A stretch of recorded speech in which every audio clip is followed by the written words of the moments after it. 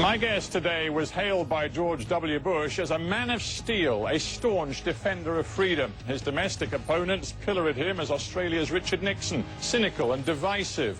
John Howard served almost 12 years as Australia's Prime Minister. He sent troops to war in Afghanistan and Iraq. He wanted to see, he said, an Australia proud, not apologetic. He looms large in his country's recent history.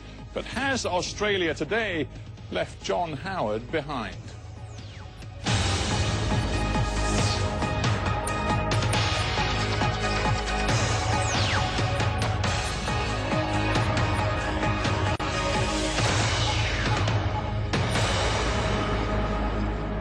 John Howard, welcome to Hard Talk. Thank you. Good to be on your program. I want to start with a quote that you gave before you left office, a couple of years actually before you left office. You said your proudest achievement was that Australia had won greater respect and influence on the international stage under your watch. Do you really think, looking back, that that is true? Oh, yes, I do. To start with, we've probably now got the standout Western economy in resisting the global financial crisis. I mean, we've had only 1/4 of negative growth, and that's overwhelmingly due to the good economic condition in which I left Australia. Our economic strength gave us political and diplomatic presence.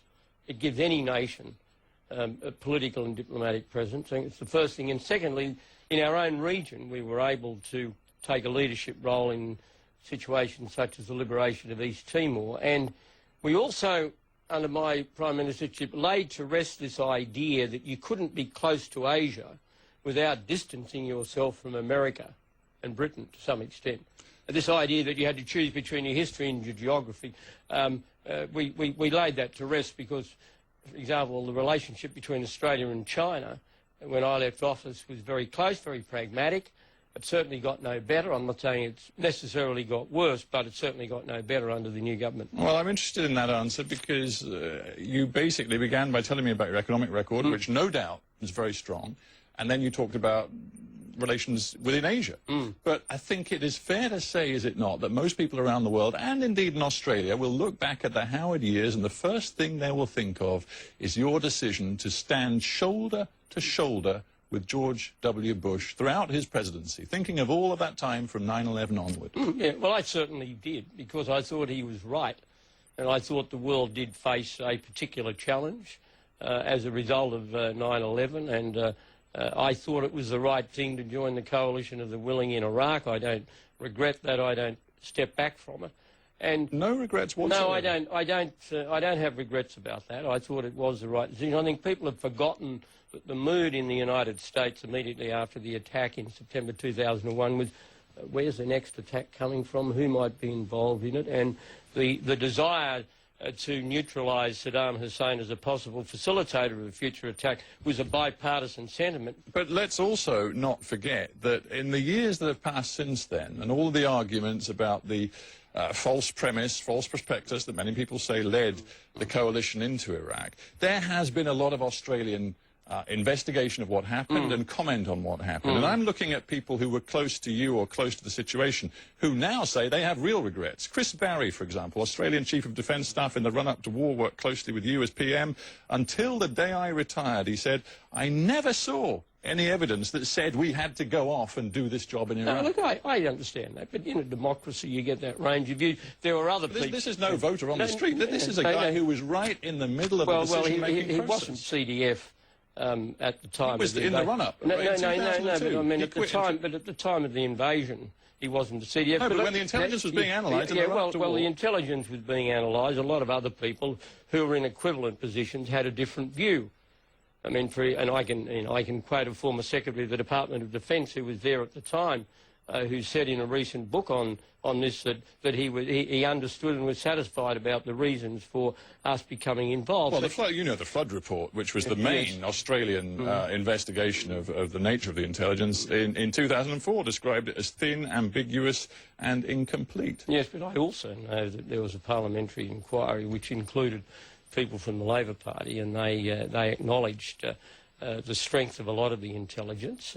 Intelligence is never something that presents a pluperfect case if you waited for proof beyond a reasonable doubt in every situation, you run the risk of ending up with a Pearl Harbor. I come back to this point that you made later on in your premiership when you said, you know, you believed that what you had done was enhance Australia's international reputation. Now, you know as well as I do that George Bush's reputation as the Iraq situation unfolded grew worse and worse. I mean, his reputation around the world was extraordinarily low, historically low. And the fact that Australia stuck with him, and the fact that you had your own mass demonstrations on the streets, hundreds of thousands of Australians against the war, opinion polls consistently against the war, suggested that Australians, as well as other people around the world, thought you'd got it wrong.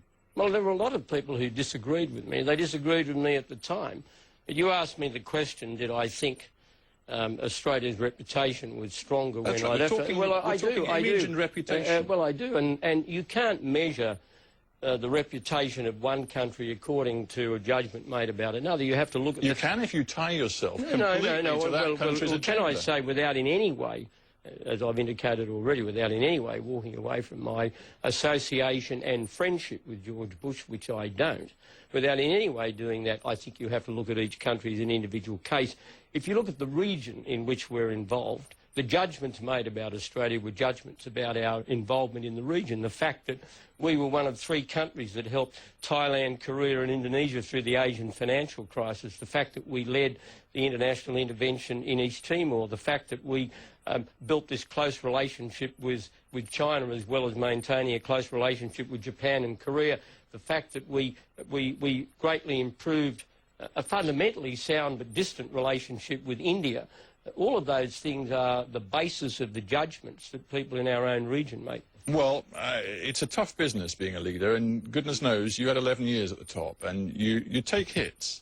One of the most powerful, it seems to me, when it comes to this sort of decision you took to stick side by side with Bush in Iraq, Afghanistan, of course, as well.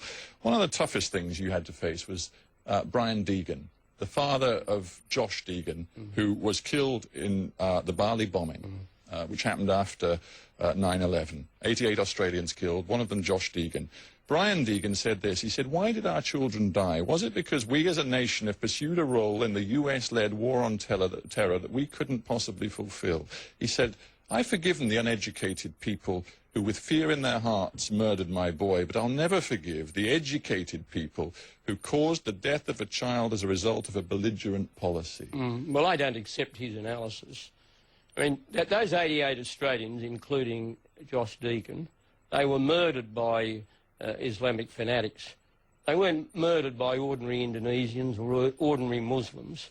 And if we get to a situation where we accept that an act of terror has been caused because of who we are and what we believe in and what we defend, then we might as well give the game away. Remember the Bali attack, which claimed more Australian lives overseas than any other non-wartime incident. That occurred before Iraq. That occurred, of course, a year after Afghanistan, and the retaliatory action taken by the Americans in Afghanistan had worldwide, near universal support. Anything that involves the death of a young Australian gives me pause. But the people who killed those young Australians weren't Australian politicians or Australian leaders. They were Islamic fascists. They were the people who killed those Australians. And they killed also a lot of Islamic people. And one of the things we ought to remember is that terrorists have claimed more Islamic lives since September 11 than they have Christian or atheist or Jewish lives.